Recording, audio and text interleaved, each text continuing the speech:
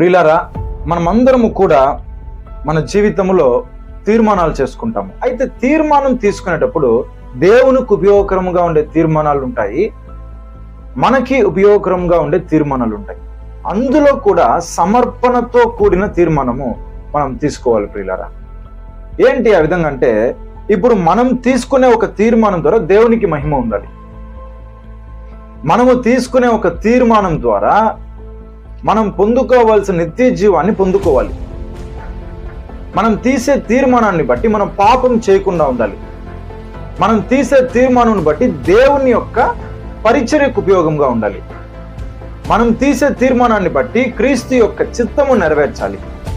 మనము తీసే తీర్మానమును బట్టి మనల్ని మనము ఉపేక్షించుకొని సజీవ యాగముగా సమర్పించుకోవడానికి ఉపయోగంగా ఉండాలి.